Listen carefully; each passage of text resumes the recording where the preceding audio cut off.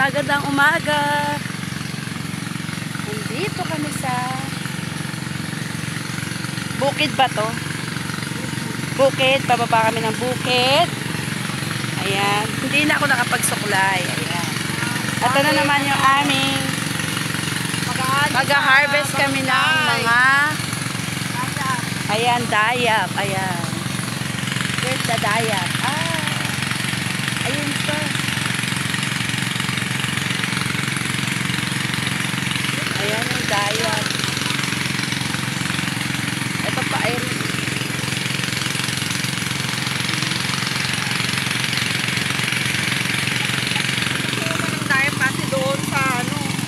Ayan, manguha kami ng dayap. Hanapin namin yung dayap.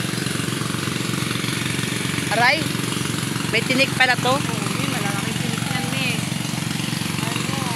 Ayan, oh. Ayan, at ako ay natinik.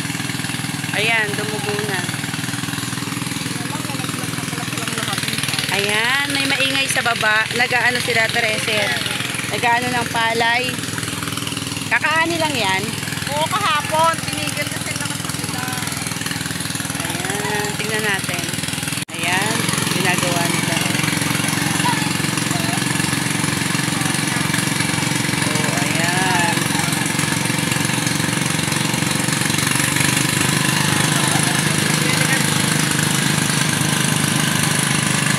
Sabi nga kahapon, si Ruel yung tagahawak doon. Kahapon. Tapos diretso na yung mga bigas dyan. Teka, tingnan natin.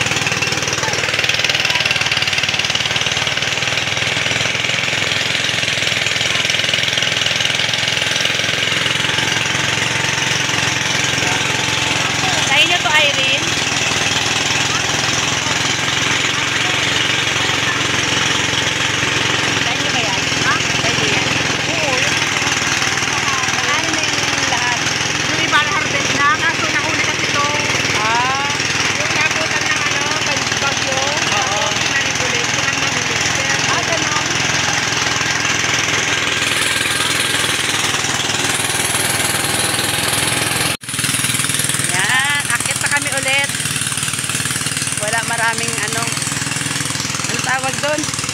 Makati kasi yun eh. Oo, makakita. Yung ano ng palay. Maghahanap kami ulit na makukuha na ano na tawag dyan.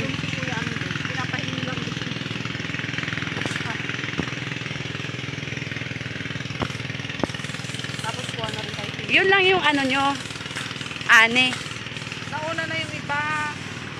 Kumbaga huling ano yon. Oo, kasi nung... Ano ba ano yun nandyan? School yan? Opo. Anong Nag-aaral school yan? sa Kura. Elementary. Bago yan? Hindi, naman yan. Na-renovate lang.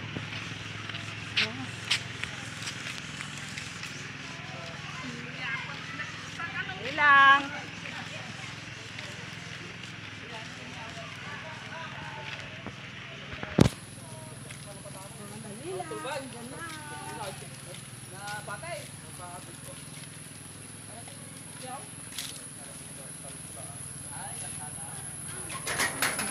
Hiningal yung mataba. Dito na kami. Hello, Ate Sakura. Ate Zoe. Hello. Zia. Hello. Hi, Mimay. They are playing. And you, Kenji. Silipin natin yung ano, bayabas. Ang daming bunga ng bayabas. Yan. Oh, ayan, ang daming bunga. Kaya lang, hindi ito yung mga malalaki na ano. Ayan, nagkanda hulog-hulog na lang, oh. Oh. Diba? Ayan, kinain na. Oh. Oy, may hinog. Ayan, oh, kinain na. Naunahan tayo. Ayan, may isa. Ayan, akyatin natin.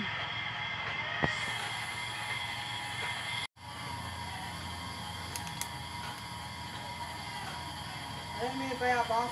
Wala bang bangko dyan? Ha? Pwede nga akong bangko. Ayan lang, oh, mayroong hinog. May nakuha nga ako, eh. Ito. Huwag mo, i-doble mo lang ha. Hindi ko patanggalin to.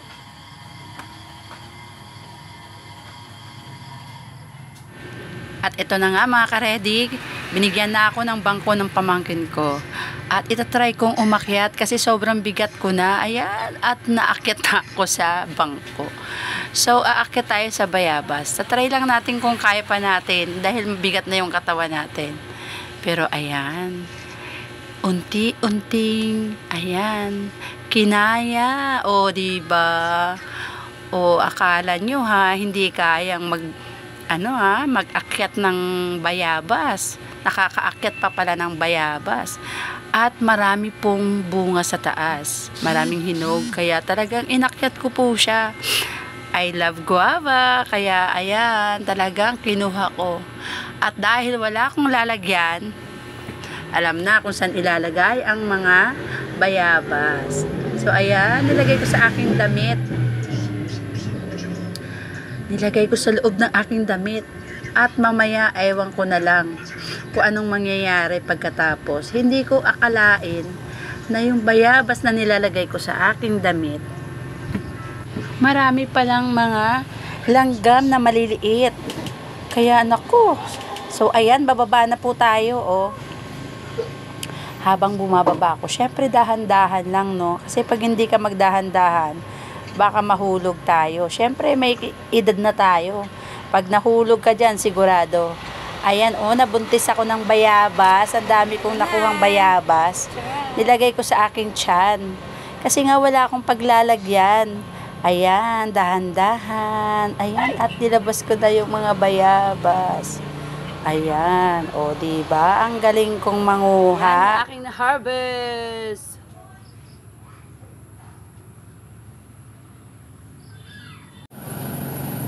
So, ayan ang nakuha ko doon.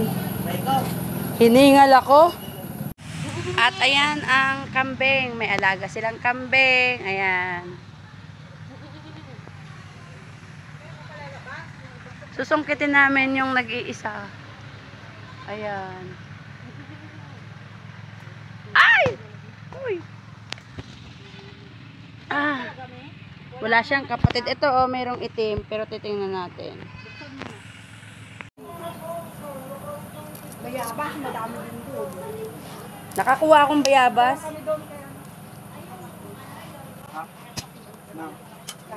Ganda ng ano, kutsilyo talim. Saan pupunta? Kukuha ng daw ng hagin.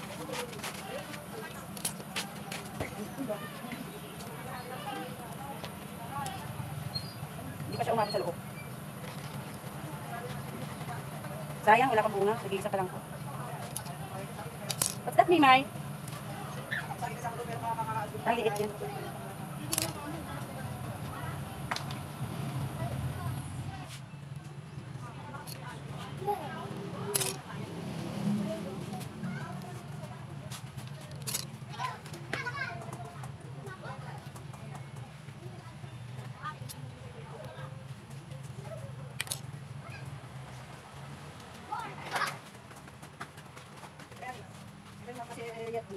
Okay naman, oh.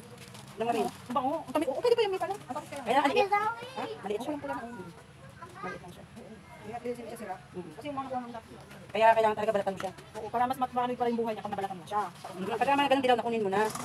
Sayang naman masisira lang. Hindi ko naman kasi minsan nakasigado. Pagkala lang kami ano, boy.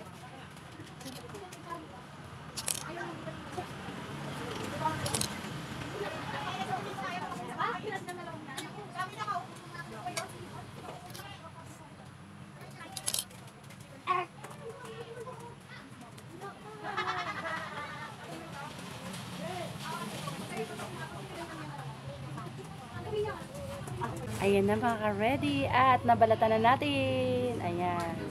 So, iuwi na natin ito ng Maynila. Ayan mga ka-ready, ang daming dayap. Ayan. Umpisahan na natin manguha ng dayap. Oo, hindi pa na, dun sa baba maganda, mga malalaki. Kaso hindi pa sila tapos mag-ano.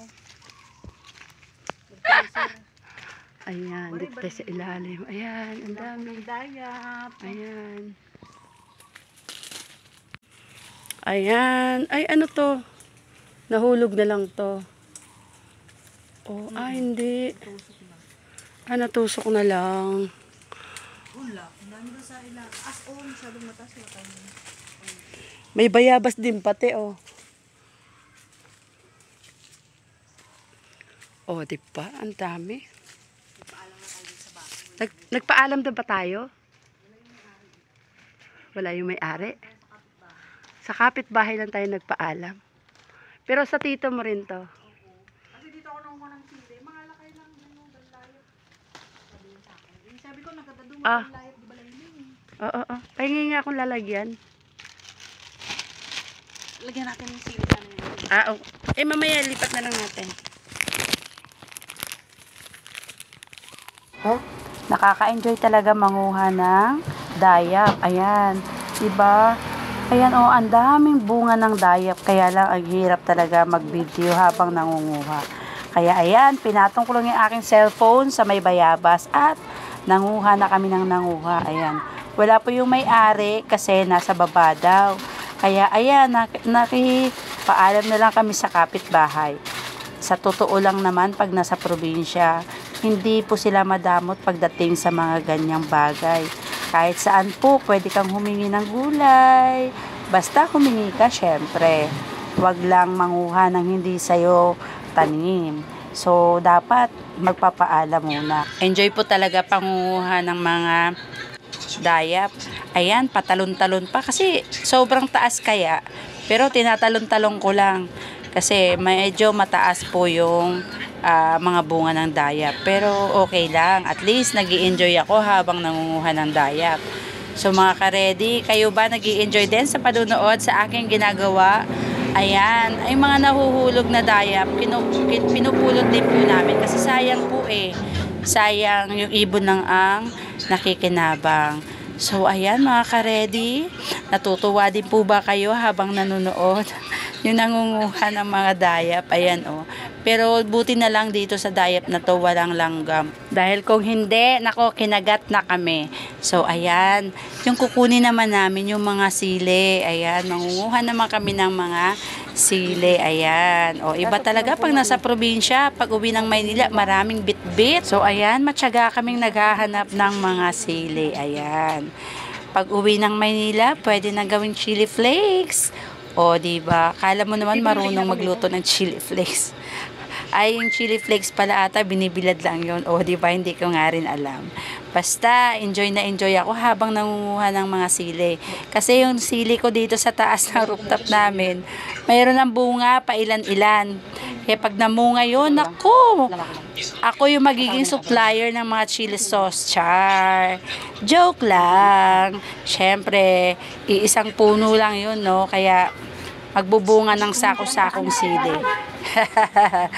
So, ayan mga ka-ready, nag-i-enjoy talaga kami manguha ng mga sili. Sili kayo dyan. Ayan. So, mga sili na yan ay aming iuuwi. Ayan, at tapos na kaming mamitas ng mga sili at napadaan kami dito sa halaman na to. Sabi ko kay Irene, sabi ko, anong halaman yan? Parang kakaiba sa aking mga mata. Hindi pa kasi ako nakakita sa totoong buhay ng ganitong halaman. So, tinanong ko siya kung ano yan. Sabi ko, yan pala yung cranberry. Iyan ang binibili ko. Yan ang iniinom ko kapag alam kong may UTI ako. Kaya, ayan, mahilig ako dyan sa cranberry. So, dahil dyan, may nakita akong napakaliit na tubo ng cranberry. Naku, pinagpilitan kong sarili ko. Hiningi ko po yung napakaliit na yun. At sana lang, bubuhay ko siya. At syempre, hindi rin ako papayag na hindi ko matitikman ang bunga ng cranberry. O, ayan. Pitas na. Tikman natin. So, ayan. Hindi naman siya ganun kaasim. Yummy! At ayan, dahil saglit lang kami dito sa kanila, uwian na rin. At maraming salamat sa kay Irene and Boyet. Thank you so much sa susunod na vlog ulit sa aming pagbabalik sa inyo sa Pangasinan. Please like, share, comment, and subscribe to my YouTube channel, Laging Ready. And don't forget to hit the notification bell for upcoming video. Bye mga ka-ready! See you again next vlog! Siyempre, ang gaganda na kanyang halaman! Bye!